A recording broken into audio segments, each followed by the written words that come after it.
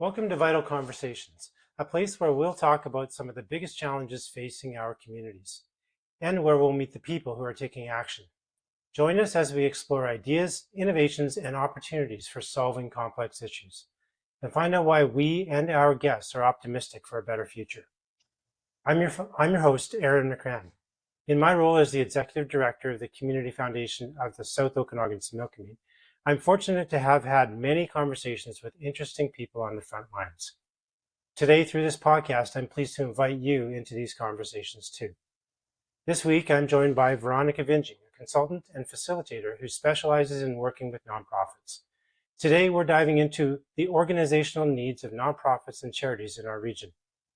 Veronica worked with the foundation in January of this year to facilitate a half-day consultation with about 40 charities and representatives from our area.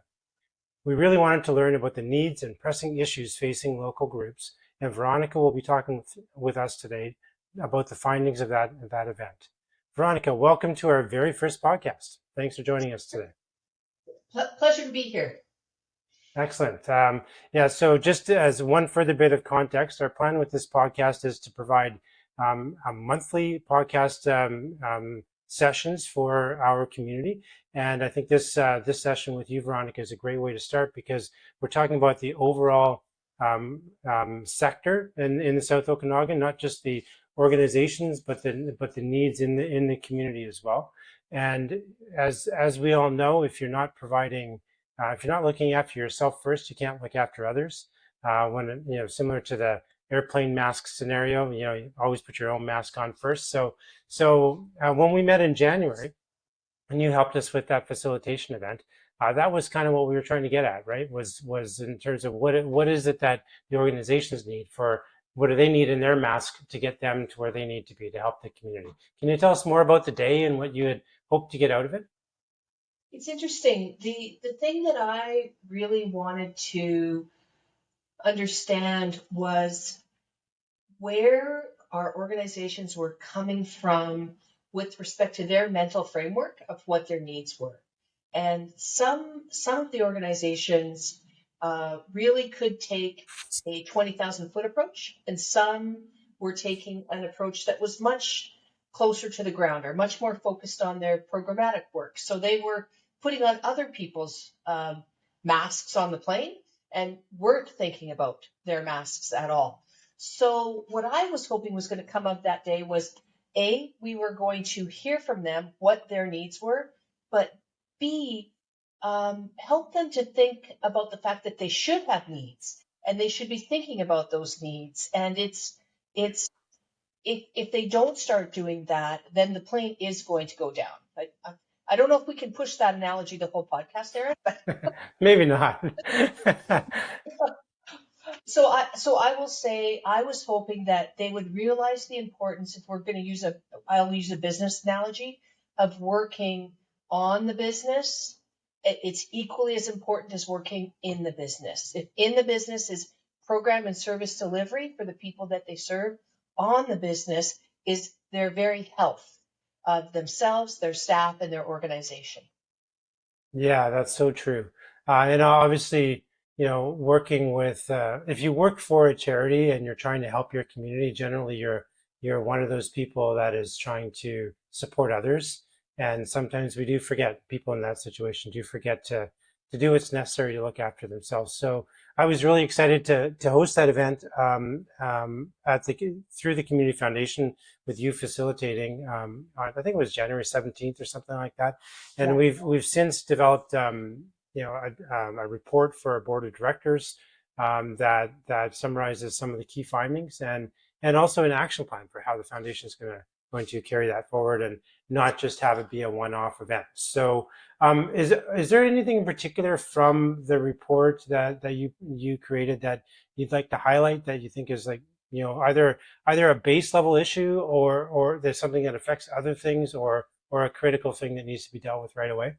I think a couple of the base level issues are the importance of having vision, mission, and strategy guide the organization, of being proactive and not reactive, of understanding what the raison d'etre of the organization is and using that to do program and service work as opposed to doing program and service work that you can get money for. And I know, Yeah. I know, So true. right? I know that that may be a privileged thing to say. Hey, folks, stop doing it that way, um, because people don't feel like they've have had the privilege to be proactive. They have felt that they must be reactive. I think that's a critical issue that we have to get organizations to give themselves permission to say this isn't actually a luxury; it's a necessity. We have to get that right. You mean in terms of doing the strategic planning side? Is Yeah. that what you're saying? Yeah. Yeah, actually taking it up a level, being a strategy focused organization, because it Hmm. isn't actually just about the plan. It's about being strategic, having the skills to be strategic. So So I, true. Yeah. yeah, So the you mentioned the chasing the money part of it. Now it's interesting that lends itself to a tangent that I'll try not to go too far down around the way that funding is structured for charities and nonprofits. Charities don't chase money unless they have to. that's right. They like it's not. I don't look at it as the charity's fault that they're having to chase money.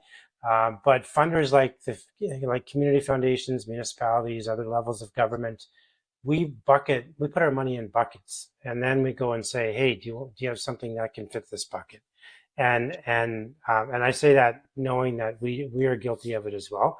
We are, as an organization, trying really hard not to do that as much as we can, but it's still there. You know, it probably always will be to some extent. It's a systemic issue, but in terms of how to deal with that balance of follow your strategy and still like find the money. Do you have any thoughts on that? Did you? I mean, you've I had lots do. of experience working with others. So what do you think about that? I do. And you know, Aaron, it's really interesting. I was in a meeting yesterday. It was strategies for the best practices in grant writing. And an organization that was presenting, or one of the experts, is an environmental organization out of Calgary. And the person from there said something that everyone went, wow, what a great concept. And I giggled to myself because you know what she said? She said, before we ever apply for a grant, we write a project plan.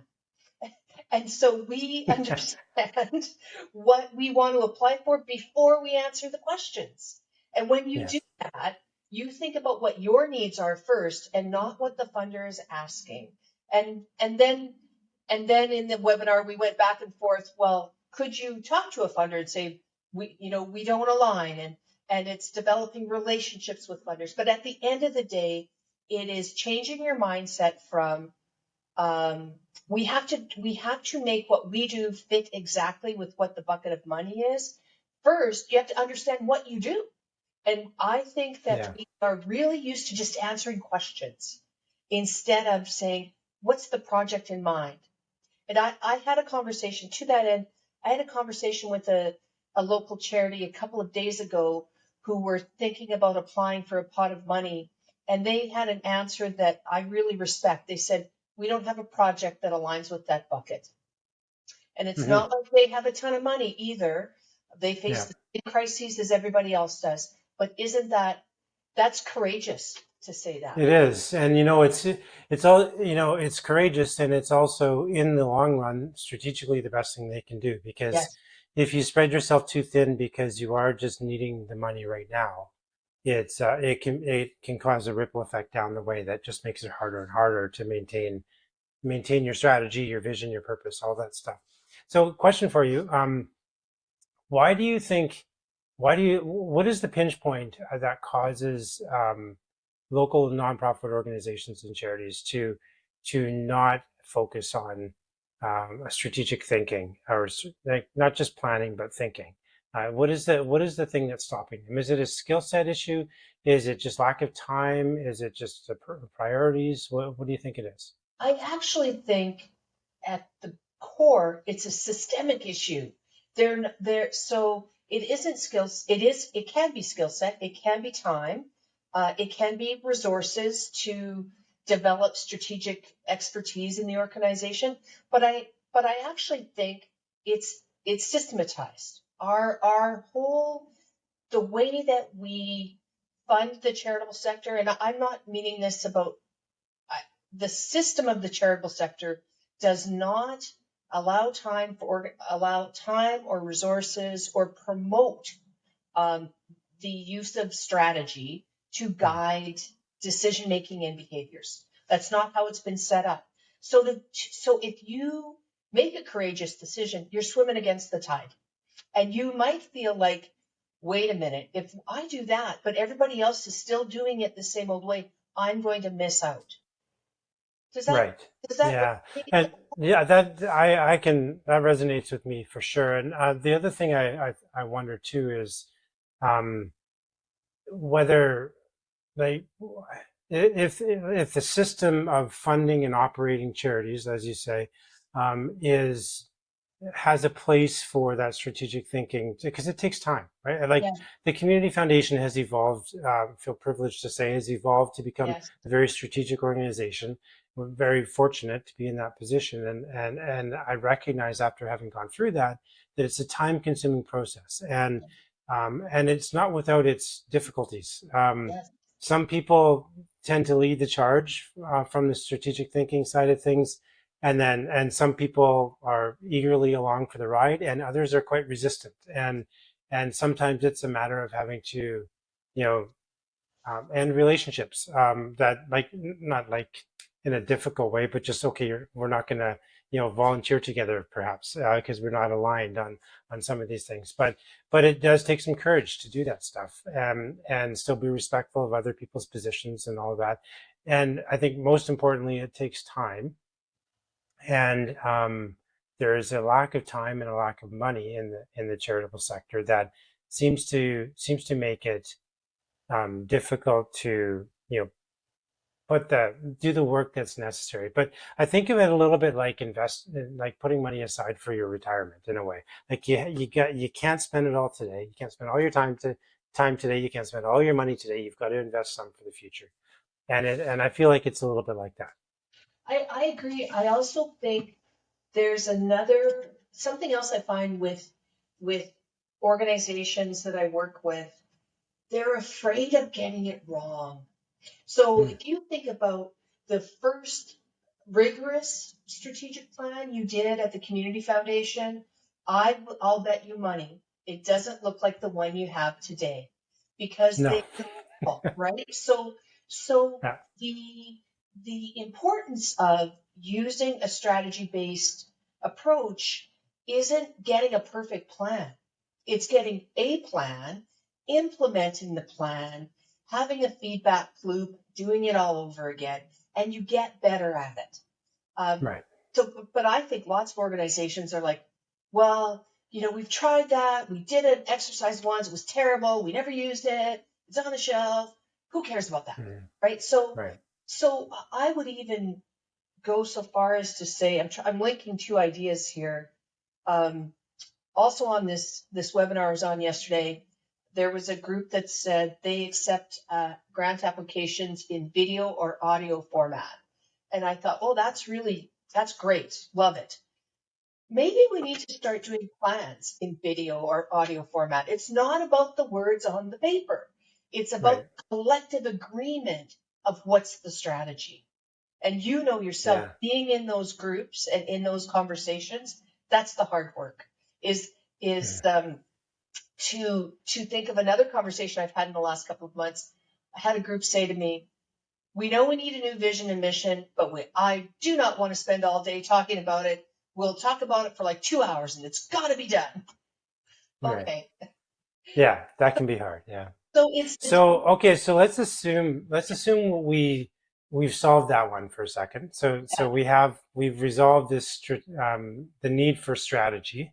Let's not go far as to say strategic plan yet. yeah, For some people that makes sense, but at least strategic thinking, bare yeah. minimum. What else did you notice from the event that was like a base level um, issue that if we could level up organizations would kind of make a big difference for them? So I have another big one, but I'm going to say a smaller one first. that I think people aren't paying enough attention to, and that's leveraging technology. Mm. If civil society, of which charities and nonprofits are a part, is going to do the work that I believe we're being called upon for the future, which is being the bridge between industry and government and achieving even more than we're called upon to do now, we have got to leverage technology. And you and I have been chatting a little bit about artificial intelligence, but any kind of technology that automates tasks so that staff members and volunteers can focus on mission driven activities. I think we are so far behind, and not just in our valley.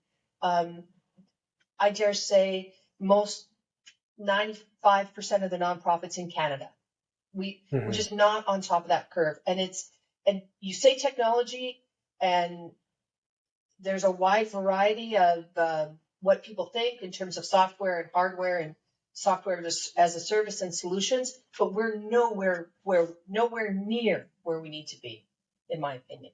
And the way that I Yeah. know that is nobody talked about it at our forum. You know, I totally agree with you. This is an area of interest for me, like personal. I love technology, so I'm always keeping up on the latest things. And I'm surprised at how many organizations really just don't have any base level knowledge or skills in that area. And you know, to be fair, the people that work there probably started working there to solve a problem, and they're not business managers, they're not office managers, they're not technologists. They are social workers perhaps, or they're artists, or they're environmentalists, or whatever. But they're there to solve a problem they're passionate about, and technology is an aside. And unless they have someone like myself who just finds it a curiosity and a personal interest, then it's hard to stay up to date. One thing I'll mention just as a plug: any charity that happens to listen to this, if they don't have a membership with TechSoup.ca, Absolutely. that's a massive problem, because TechSoup provides essentially free software to every charity in Canada. It's not exactly free, but you can get 20 seats on Microsoft 365 for, I think, $75, like one-time fee. Like it's so incredibly inexpensive, and it's almost free, and And it's yeah. And another plug for TechSoup is they've got a technology assessment. Any nonprofit Yeah. in Canada can do their technology assessment. What a concept, having a technology plan for your organization. And maybe I'll Yeah. link this to a bigger picture issue, which is we also know that charities haven't spent time, resources, dollars on developing infrastructure. We know that. Um, we that's for lots of reasons, and I'm going to relate it to sort of a different sector. We had this whole movement in Canada where donors to organizations were encouraged not to donate if admin or overhead was above X percent. You can't Right. run a business on those ratios. Why should we expect nonprofits to run on those ratios? So I'll move off of Yeah. that soapbox and say Don't get me started, Veronica. we'll never get out. But I will say it has led to a crumbling of the infrastructure that existed, but more importantly, a lack of awareness of what great infrastructure can do for you. So in industry, as you scale a business, you'll get a COO, a chief operating officer. There's no such thing in the nonprofits you and I deal with, generally speaking. Yeah. Wouldn't it be great if we could have I want this job. I want to be the chief operating officer of all the charities in the valley. I will build Hey. infrastructure for them, right? But we just don't think that that's an important thing, or it's not maybe that we don't think it's important. We don't think about it. We don't have the Hmm. luxury to think about it. We think it's a Yeah. luxury. And that's exactly it. I think everyone thinks of it as a luxury.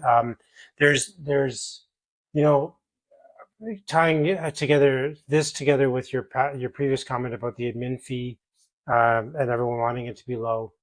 Um, the entire society has to rethink the way It expects charities to function. There's no doubt about that. But it's not just the donors or the funders. It's also the charities themselves. And Absolutely. the charities themselves need to recognize they need to up their game. They need to not use that 10-year-old laptop anymore that crashes 3 times a day. Like, you're wasting your time on that type of thing. You need to upgrade. And that's just the simplest example. But there have been a number of times over the years where I have taken a laptop that the foundation, I'm done with it. Like, I'm not using this anymore. It's causing me grief. I don't have time to waste on it. So we invest in a new laptop for myself, for a team member, or whatever. And now we have a laptop, and there's like 50 people clamoring to get this junker laptop that I don't think I don't want to use it, right? But someone else will use it because of this model of scarcity. And what's interesting is that even though the problem doesn't come from the charities themselves, it's the perpetuation of the narrative that I think we need to really work on dealing with. And our folks in our charitable sector who are all they're all well educated, they're all super dedicated and committed to their jobs, and they're amazingly talented. They need to stand up and say, we deserve to get paid and use proper technology and have a good work environment. And that's part of what needs to happen, right? So I'm going to be a little provocative with another example I give with respect to this issue, not technology. If we have nonprofits that run programs that are successful, they serve the people they're supposed to serve, but they're paying minimum wage or a non-living wage, that's a problem too. huge problem. So Yeah, and yeah, you and I both know what happens. Um, yeah, all the time. so, Yeah, so delivering services to help one group of people while treating another group inappropriately, in my opinion, is also wrong. And sometimes we have to have the courage to say, if I can't run that program in a way that aligns with our organization's values, i.e., pay people what they're worth, maybe we shouldn't run that program. yeah, Or exactly right. maybe we should Okay. collaborate with somebody else to run that program. I don't know. Am I supposed to be Yeah. that provocative, Aaron? No, that's great. I just, you and I could talk about this forever. So I want to make sure that we cover off a few other things as well. So let's, I have a third area that I want to talk about. good. And this is kind Yes, of a please. good way to, to maybe think about, um, we also have to always assign responsibility for solutions external to the organization and internal. So one of the things we heard was governance. You know, if I have a problem with governance or I don't have an engaged board, so I'll put it this way. The organizations that we work with need to develop the governance structure that works for them. One size doesn't fit all. So they have to develop the right structure. They have to decide what type of a board they want. Then they have to get the right people in those seats. And I got sent an advertisement for a board posting the other day that looked like you needed a full blown resume. They were looking for very specific people. And the person who sent it to me said, boy, they're asking for a lot. And I said, actually, they're asking for what they need. Instead of saying, hey, we need somebody to join our board. And then when you get there, going, oh, well, we didn't tell you about all these competencies that we're looking for. So, Right. so the organizations need help with governance, building the right structure, and then executive directors, CEOs, the leaders of the organization need a whole lot of support on how to work with the board in a way that is great for the board, for the organization, and for the executive director. It can't Yeah. be a one-way street. It's a multi-dimensional relationship, if that makes any sense. Well, yeah, I mean, as an executive director and having done this for 13 years, I can tell you that I can agree with you that this is a multi-dimensional scenario. It is very complex. It does require a lot of skills that I didn't realize until having done it for a while and having developed enough competency to kind of look back and go, okay, yeah, something I had to learn. There's a lot to it, and it's not an easy thing. I have one thing wanted to ask you about. I get on the question of directors and governance. I get asked regularly by other charities if I know of anyone who would be interested in being a director on their organization. And I feel fortunate to say that the Community Foundation has always had amazing board members, Yeah. and and we also have not exactly a waiting list, but kind of a pipeline of people ready to go if we have an opening, which is a privileged position to be in. That's very fortunate. But we've developed that over time. It has become like there's reasons why people are interested.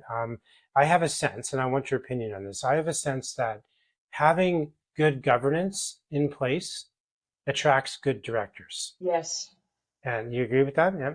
I do agree with that. And I think that not enough attention is paid to um, the time.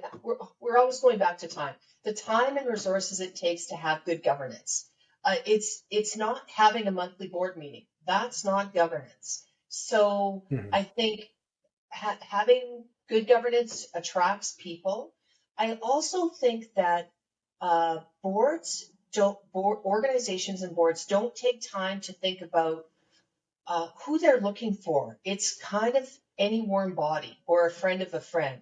That's not, if you think about your pipeline right now, you have different people in the pipeline because you know what your needs are. Right. And the needs are maybe it's social impact investing. It's you have a skills matrix of what you have and what you think you're going to need. Back to Yeah. strategy based on your strategy. Um, Yeah.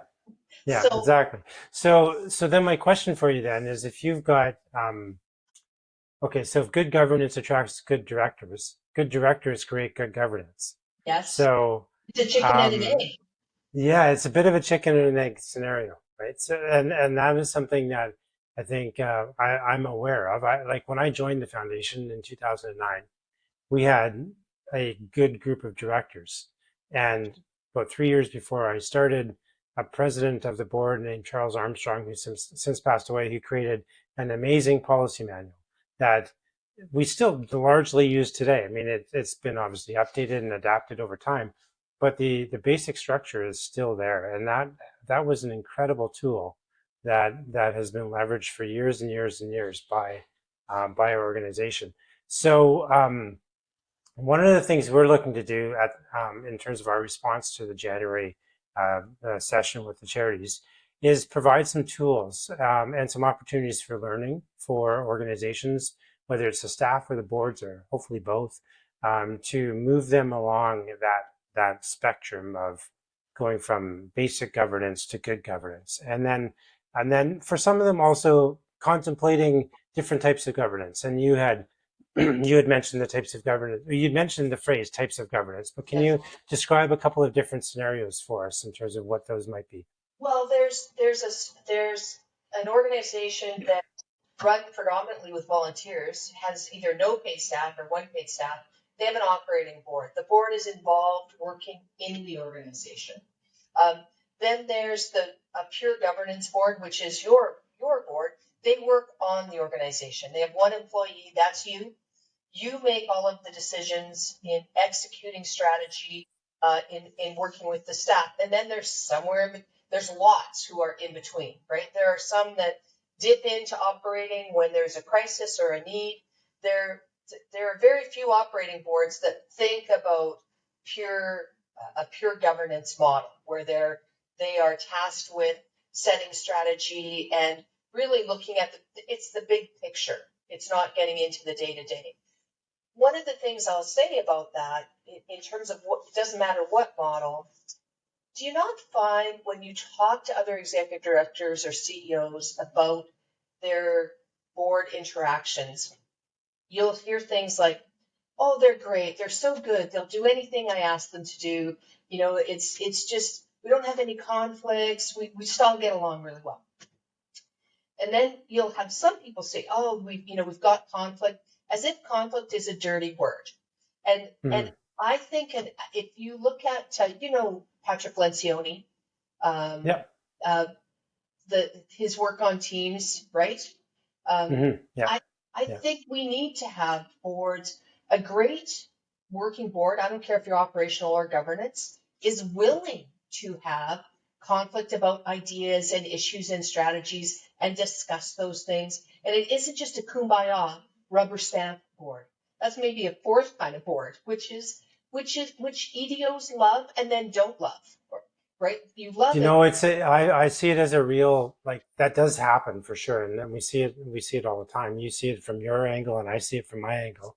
And there's to me, there's two ways that it generally plays out. One is that the board is kind of at the whim of the ED, Yeah. which is dangerous for the directors because they're not exercising their fiduciary responsibility.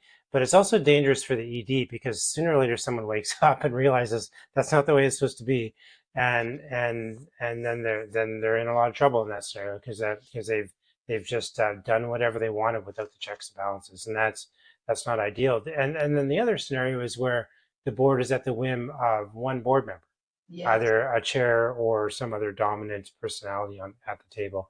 So usually that happens when, if from my perspective anyways, when you have a group of people who are unwilling to engage in some form of conflict or don't know how to do it properly. And Yeah. because there is a way to do it, like there's destructive conflict and then there's constructive conflict, and that's a skill as well. Over the years, I know that our organization has always had at least one director who was willing to stir the pot at just the right time, just to make sure everyone was on their toes. And that's a skill. And then we've had other directors that they don't have the skill. They're trying to do it, but they're just causing a kerfuffle, and it's not productive. You know what I mean? So I yeah, do. I was telling you before we started this podcast today of this project that I'm working on. It's project in agriculture, and one of the things that I was just talking with someone about is that um, the the group is trying to promote advancements in the industry, but it needs to learn how to advance its own internal workings at the same time. And that's really what we're talking about here. So it's things like um, our charitable sector needs to learn about things like how to have a critical or a crucial conversation. It needs to learn about Edward de Bono's six thinking hats, which one of the hats is speak in opposition or be the contrarian or take the opposing view, right? There are those roles. And so if we sort of get back to why I think this doesn't occur is people don't they either A, don't have the time, or they're not reading the people who are writing about these issues, or they're reading them, but they can't apply it to their own situation. That's why people right. like you and I, we do that reading and go, hey, this is what this guy's saying. Apply this concept in this way and it will help you. And I don't see Yeah. that we have a lot of that help. That's hard slogging. We don't have a lot of that help aimed at the most of the organizations in our sector here are smaller. They have few employees, they have smaller boards. A lot of the development work that's done in the sector is aimed at much larger organizations. So it's applicable to them. And our tech size of organizations can't see themselves. They can't go, oh, that applies to Mm. me. Let me learn from that. Right. Yeah. Good point. And as we develop, we being the community foundation, as we're developing some strategies for how to support the charities in their evolution, we're going to have to keep that in mind. That we don't develop like just big organization strategies, Yeah. and things that'll we need things that'll help bring grassroots organizations along in the natural evolution. Because of course, it's not to say that the way a grassroots organization is structured is bad. It's No. because of the size they are, the work they're doing, whatever. That's why they're like that. And then how do we tweak it to make it better for them so they can get the most out of their resources and do the best work in the community. So I have a I question don't for you think here. we, So sorry, go ahead. I don't think we should leave this governance topic without me saying another sort of provocative thing, which is there are lots of organizations in this valley who do great work. They're amazing. When they incorporated to be a not-for-profit and may then have gotten a charitable registration, they did it because that they thought that would help them get funding, not because they're particularly good at running a nonprofit or a charitable organization. I do think there's an opportunity for partnering, for amalgamations, for mergers, for collaborations. There are I don't know how many cat rescue organizations. You know that's an issue that's important to me. We could have some centralized models where we didn't have to have 5 governance boards for 5 cat rescues. We could do that.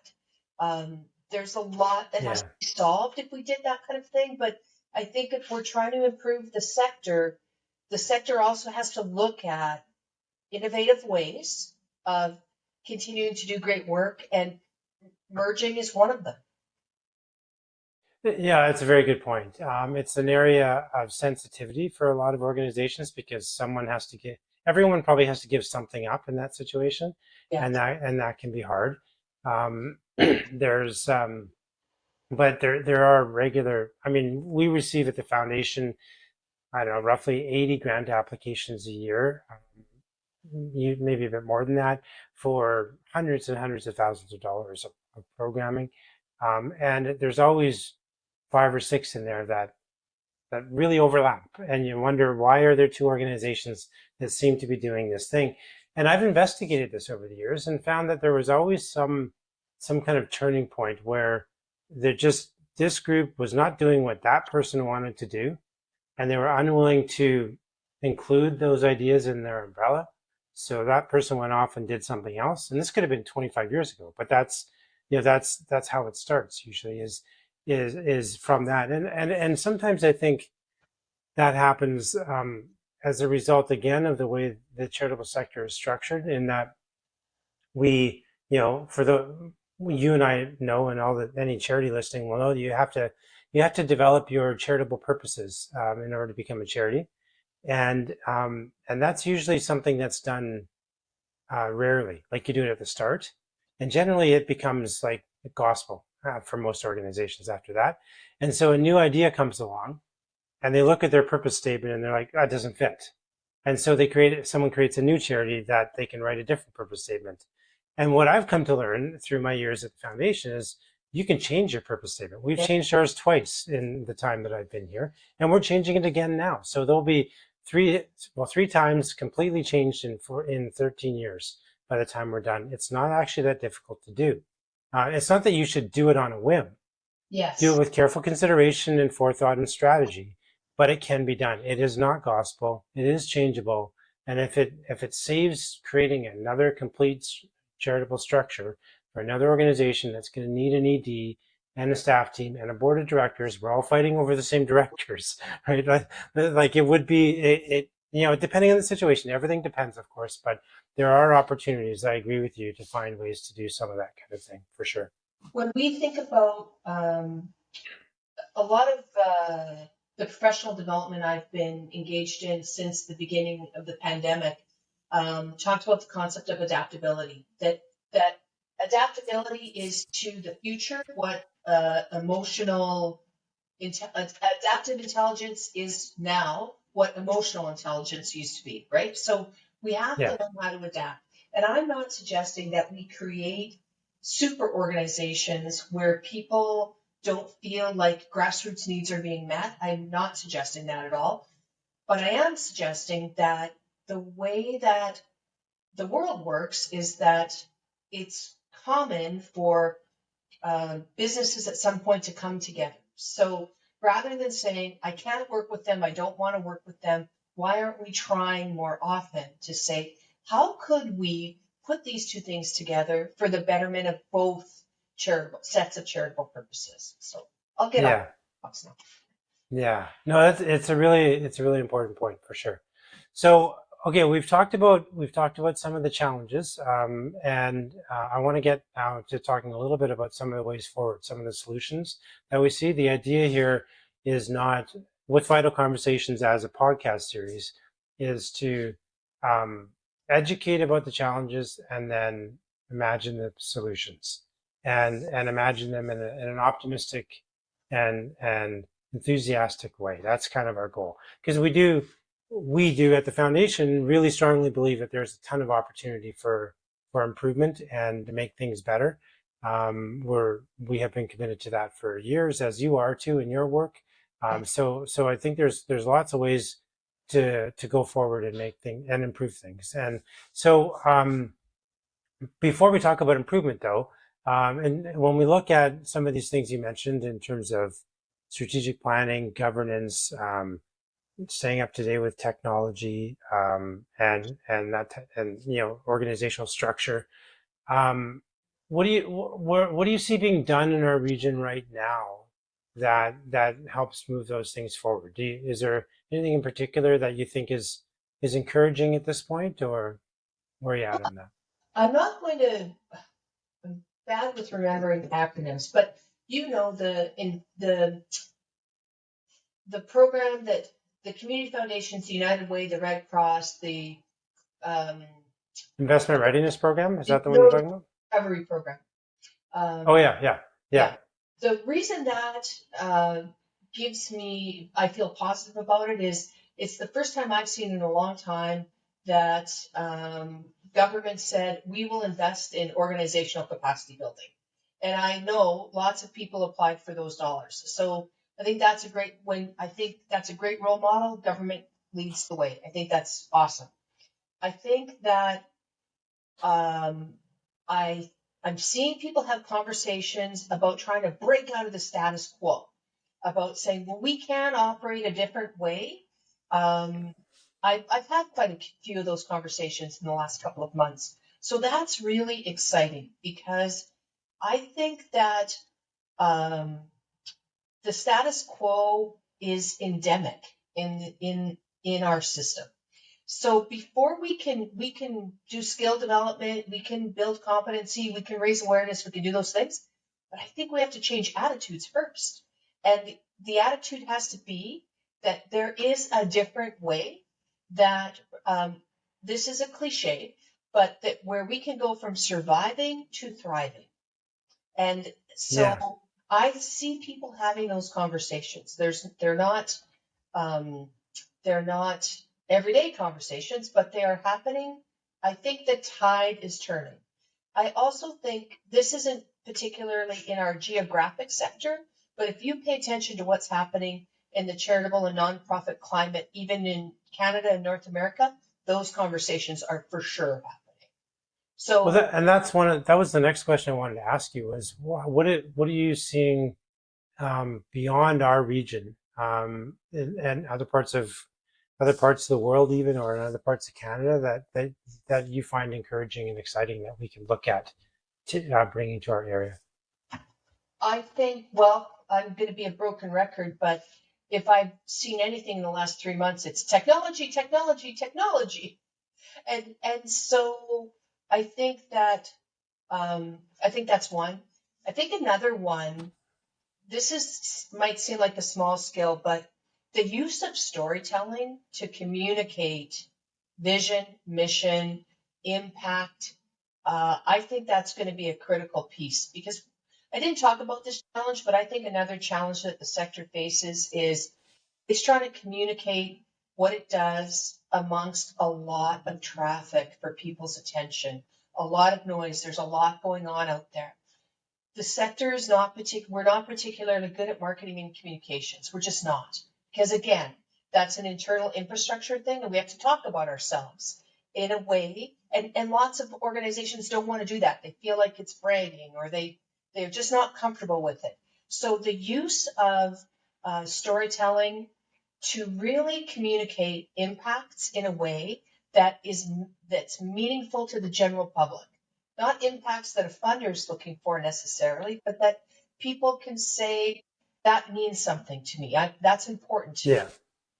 So I think that those two things are definitely that's what people are talking about. But I also know what people are talking about is that we have to change the model of the charitable sector to be more I hate the word sustainable, but I'm going to use it to be more self-sufficient, or there's recognition that we can't keep going on this 10 to 15%, 20% overhead. We can't. It's not sustainable. So I see more of those conversations happening than I have for a very long time. And I don't know if you saw this, but I'm not trying to be political when I say it. The Calgary Chamber of Voluntary Organizations sure had a lot to say about.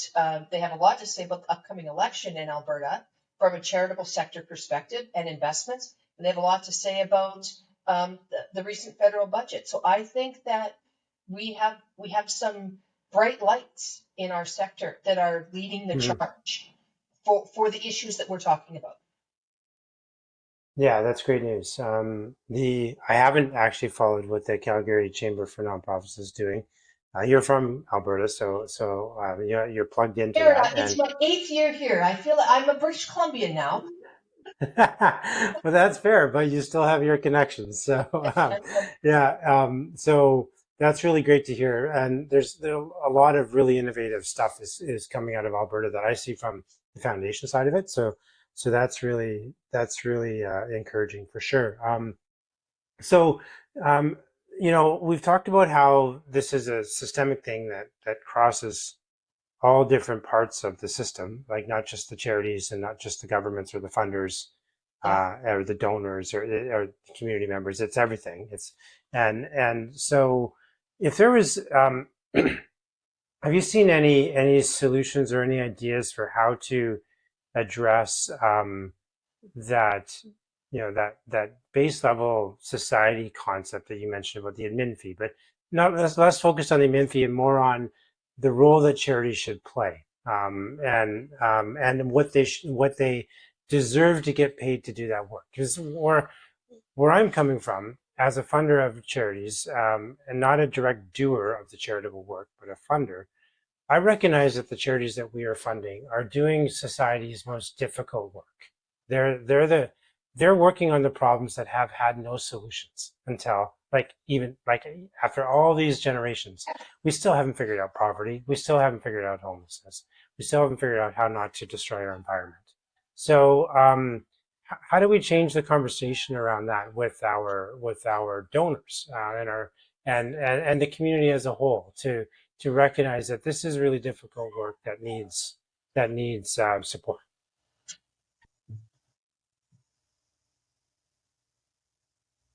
I don't know if I have a big picture response to that. So maybe I'm going to talk about a couple of small picture responses that I'm not sure are connected, but I'll give it a try. So we're really familiar in Canada with the concept of tipping, aren't we? We know what tipping is. When you look at really good fundraising platforms these days, donor processing platforms, the ones that are getting great take up of initial and recurring revenue are they've taken this concept of tipping and gone way beyond. So number one, they have customized donation forms. So if you get me in as a donor, there's lots of ways for me to interact with your organization. I'm not speaking about the community foundation necessarily, but I can give on Apple Pay and Google Pay and in crypto, and I can send you stocks, and I can use a good old fashioned credit card, and I can use a check, and I can do all those things. So and the concept of donation processing used to be we're going to put an admin fee on that, right? But you know what it says now. If you love what we do, consider covering the cost of this. That's something the sector never would have thought to do. What you think 3 years ago? That hasn't been around for a long time. So it's changing the way it's asking people to support. It's saying, here's our work, but we also need some support in this other area. Would you consider it? It's much more upfront. So Yeah, that's a little thing. But another thing, and I don't know how I feel about this. Do you know I've been in probably 3 conversations in the last month about using AI to research donors to better align them to to to give an appropriate ask. So a lot of people interesting. be like, what? But really, in the business world, salespeople do that all the time. They gather competitive intelligence about you as a purchaser and target that. It's no different. Yeah. Um, it. I don't know how I feel about it. So now I've lost the plot of the question. What are the big picture ideas? Okay, maybe I've got one. just as business can learn from our sector, I believe a big picture idea is we have to take some of the great things that happen in business and industry. We have to think, how do we apply those things here? I don't think we do that enough. And I'm old enough to remember back in Alberta when school boards were asked to be more businesslike, and teachers went, "What? What are you? I'm a teacher. I don't need to be businesslike." I think we, in some ways, our sector needs to be businesslike in the development of organizations without losing its identity, and its authenticity and a values perspective. So that's maybe my big picture thing. We have to do that. Yeah, I agree with you. It's thinking more like a business is seems counterintuitive for a charity, but it is essential to not only not only find ways of earning revenue and reducing expenses and those kind of things, but also communicating effectively with potential donors. And businesses often have the strategies necessary that they're working on the strategies as well. So, but it will make a difference for sure. And I think one thing that's happening right now is certainly the federal government is working towards making it easier for nonprofits and charities to run social enterprises. So that's going to make a difference, and that's going to be great. But I'm really excited about that. And as I've tried to spread the word about that, it's surprising how many charities just aren't mentally ready to consider that. And they're like, and it's almost like saying, we need to get our charity business figured out before we think about another business. And it's like, no, it's all together. It all has to be figured out together, right? I will say about all levels of government and social enterprise. It's got to be back in the late 2000s, early 2010s, a bunch of us started talking about social enterprise, and it was kind of ahead of its time, right? People weren't ready. So now it seems to be a bit of a flavor of the day. Oh, you're a charity and you need another revenue stream. Let's go social enterprise. And without thinking, are you ready for a social enterprise? You have to have all the things we've been talking about from a systems perspective. If you don't have those as a charity, you will not have them as a social enterprise. So that's one thing. Are you ready? Do you have something that could be is sellable as a good or service in a social enterprise? Lots of charities don't. I think the conversation Yeah, exactly. Yeah. for me should be revenue diversification. I don't think our charities think enough about revenue diversification. Thank you. And when they do, I think they think about grants, diversifying revenues. What other grants can I get? Or social enterprise. And there are other ways to diversify revenue. So I think, and just as business thinks about revenue diversification, so do charities need to think about it. And you can't Right. be myopic about it. You have to really be creative and think about all the potential ways you can earn revenue. Right. And that's something that we have um, really decided internally that we're going to focus some effort on um, coaching, I guess is probably the best way to say it, coaching the local organizations to think about that. We review our grant applications with that lens now. Is this a potential social enterprise? Should this be an investment on our part rather than a grant? Things like that are now part of the way we think about these That's things. great. And it's going to take some time. I mean, the folks that have worked in this sector for a long time have been trained to think a very particular way about what a charity is, and the donors have donated to these organizations for a long time have been trained to think a certain way. I mean, everyone has. The funders have been trained to think a certain way. This is a pretty significant change in the way of thinking about this, I think I don't know how essential you feel it is, but I personally feel it's really essential that we start making that shift in thinking, because we can't. I think the current model has proven it's not going to solve the problem. So that's kind of where I'm coming from on it. I've been in this sector all of my adult working life, and I had a conversation a couple of weeks ago where a board member of an organization said to me, charities aren't allowed to make a profit. And I just wanted to knock my head against a hard pillar. Because we Yeah. we should know better, we should do better. We need to coach charities on what you do with excess revenue over expenses. You have an operating reserve, you do this, we have a community foundation. Oh my goodness, you could set up a fund with the community foundation. We we need to get that out of our heads, that we need to break even at zero, and Yeah. thus threaten the life of our organization annually. Um, Well, this is, and I mean, and again, this is every player in the sector has to come to grips with this, yeah, because there's a lot of funders that if they see you have an operating reserve, they won't give you any money. Yet you'd never run a business without some money in the bank. You total. just never would. It would be ridiculous. So Yeah. it is definitely something we have to work on as a sector for sure. We as a funder are doing our best to communicate this type of thinking to other funders. Um, Certainly, our most common partners like the United Way, they're fully on board. We work very closely, and we're very aligned in that way with that organization. And some levels of government get it. A lot of levels don't still, which is too bad. But and it's too bad because the majority of the funding is always going to come from government, as it should. That is the way it should be.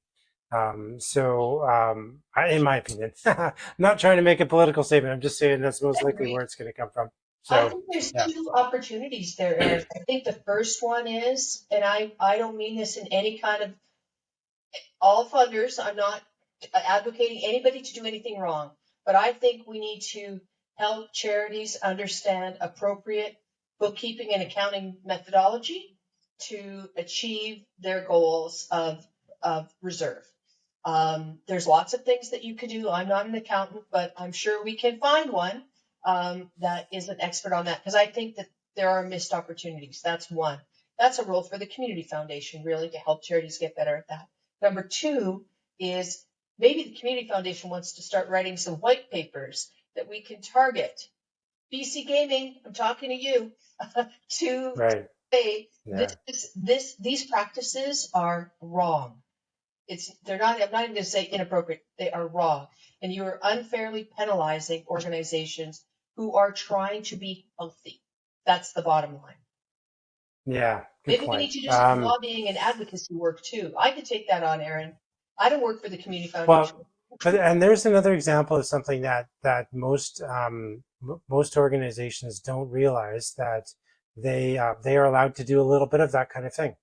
Like Absolutely. that is not off the table, and they can do that kind of work some of the time. So that's, yeah, it's you're right. There is some work to be done there. Absolutely, there's Yeah, no doubt about that. advocacy is not a dirty word, and every charity should have an advocacy or government relations plan. That's another one Yeah. that didn't come out of our work in January, but it's very true. They should have that, Hmm, in my for opinion. sure. Okay, well, there's a lot to chew on here, Veronica. We're almost at an hour, and I was committed to keeping this to an hour. So I want to thank you for your thoughts and your insights. And I want to give you just an opportunity to let people know where they can reach you, where they can find you online, if they have any questions about the work that you do.